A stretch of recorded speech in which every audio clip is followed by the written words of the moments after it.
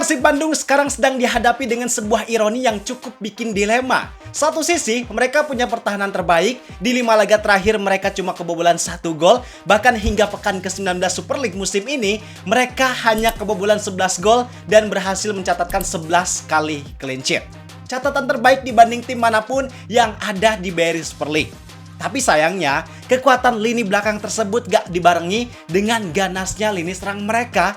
Karena faktanya di 5 laga terakhir, walaupun hasilnya positif karena Persib bisa mendapatkan 4 kemenangan dan 1 kali imbang, tapi di masing-masing laga tersebut, Persib cuma mampu mencetak 1 gol.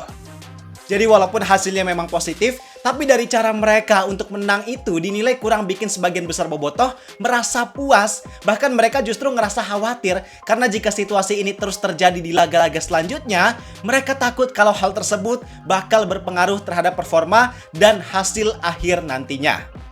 Kalau kita lihat meme-meme yang ada di sosial media, situasi skuad Persib sekarang itu ibaratnya lini belakang mereka adalah tank baja besar, lini tengahnya Lamborghini, sedangkan lini depannya adalah mobil L300. Saking kontrasnya gap kualitas antar lini tersebut. Dan karena keresahan tersebut, maka penting untuk kita bahas dan memahami masalah ini. Kita bahas mulai dari apakah situasi ini menjadi masalah yang serius atau masih wajar untuk skuad Persib Bandung. Kita bedah apa yang salah, sampai kita juga bahas terkait solusi yang bisa dilakukan oleh Persib Bandung. Jadi kalau kalian mau Persib bisa secepatnya mengatasi masalah ini dengan baik, silakan kalian tonton video ini sampai akhir. Silakan kalian juga kasih komentar dan pendapat kalian tentang situasi ini, supaya apa yang kita diskusikan di sini bisa didengar dan jadi bahan pertimbangan untuk manajemen Persib Bandung. Kalau gitu, bareng gua Zidane Fatoni, langsung aja kita bahas biar gak gitu-gitu doang. Tahu sepak bola.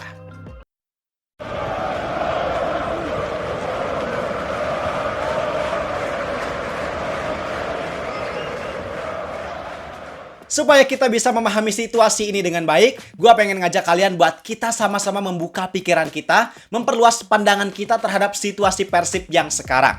Jadi fakta yang harus kita pahami, bahwa sebenarnya apa yang dilakukan Persib sekarang, hasil yang mereka dapatkan, itu sebenarnya udah sangat sesuai dengan filosofi dan gaya main yang mereka terapkan, yaitu pragmatis.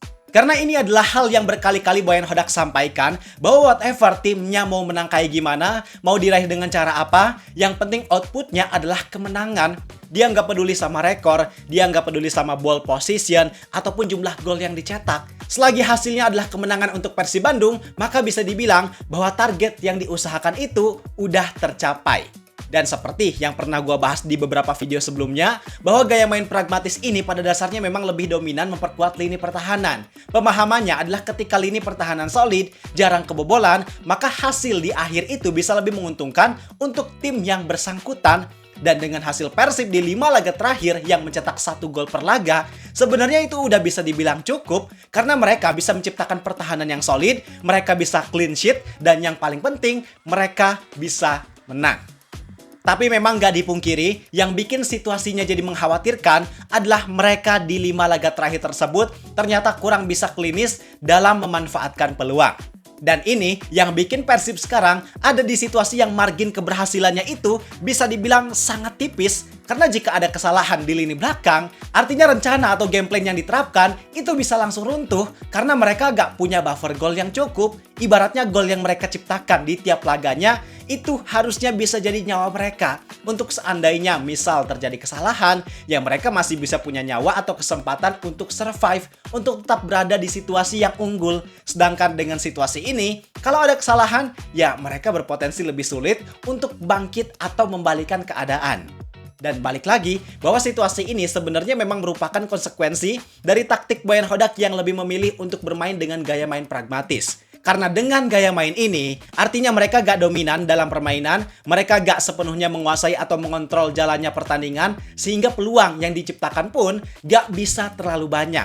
Dan dengan kondisi tersebut, satu-satunya cara yang paling efektif kalau Persib mau menang dengan gaya main ini dan dengan jumlah gol yang lebih banyak adalah lini depan yang dituntut harus super klinis dalam memanfaatkan peluang. Dan masalahnya, realitanya sekarang hal itu gak terjadi. Ini yang jadi masalah atau situasi kontradiktif antara gaya main dengan kondisi lini serang. Dan masalah utamanya bukan mereka gak punya striker yang mematikan. Pada dasarnya Ramon Tanque, William Barros, Andrew Yung itu sama-sama striker yang mematikan kok.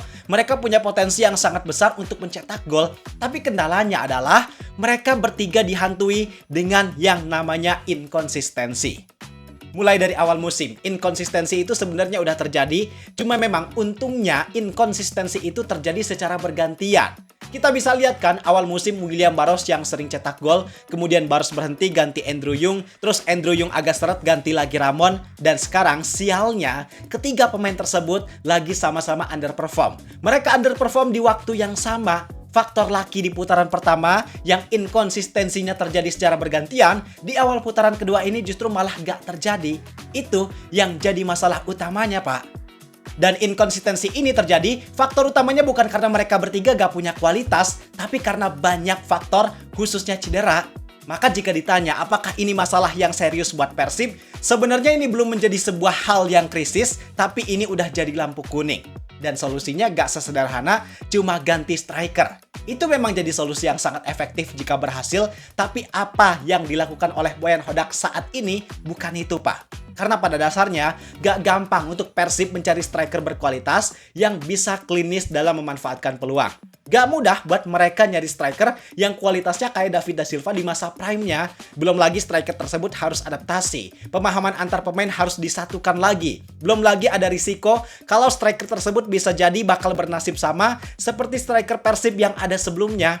Dan yang Boyan Hodak lakukan sejauh ini adalah dia berusaha untuk menambah sumber gol. Bukan cuma dari striker, tapi juga dari beberapa posisi pemain lainnya. Kayak winger, yang mereka terkadang banyak masuk ke area kotak penalti, agresivitas dari gelandang tengah kayak Tom Haye, Lucho, Adamalis, atau bahkan overlap dari para pemain bertahan kayak Federico Barba yang dalam 2 laga terakhir aktif banget untuk melakukan overlap untuk menambah orang dan intensitas serangan di lini depan.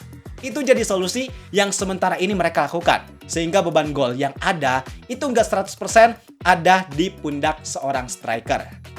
Kemudian yang kedua adalah Boyan Hodak berusaha untuk menaikkan kualitas permainan dan peluang. Dilihat dari perekrutan terbaru mereka, yaitu Layvin Kurzawa dan Dion Marks, yang keduanya tentu punya kualitas yang sangat baik, khususnya Layvin Kurzawa karena dia merupakan back sayap modern yang punya gaya main agresif karena sering ada di area kotak penalti lawan, yang dengan kehadiran pemain baru tersebut, artinya Boyan Hodak bukan ingin meningkatkan kuantitas peluang, tapi pengen menaikkan kualitasnya. Karena jika striker atau pemain di lini depan bisa dapat peluang yang lebih bersih, maka tingkat klinis untuk peluang tersebut dikonversi jadi gol tentunya bisa jadi lebih besar. Tapi kabar baiknya untuk kalian para bobotoh, bahwa aspirasi yang kalian sampaikan selama ini kayaknya didengar oleh pihak manajemen maupun Boyan Hodak. Karena walaupun deadline transfer tersisa beberapa hari lagi, tapi Persib Bandung diklaim bakal memberikan kejutan transfer di sisa waktu ini. Hal tersebut disampaikan oleh CEO PT PBB Aditya Putra Herawan, yang dia ketika ditanya soal kehadiran pemain baru, dia nggak menyanggah ataupun mengiyakan, tapi dari jawaban yang dia sampaikan, itu cenderung bahwa Persib di sisa waktu ini bakal memaksimalkan bursa transfer dan memberikan kejutan untuk para bobotoh. Ditunggu aja lah ya, mudah-mudahan akan ada kabar baik lah menjelang tanggal 6 lah. Spill dikit. Hah? Spill dikit. Udah di-spill tadi lah.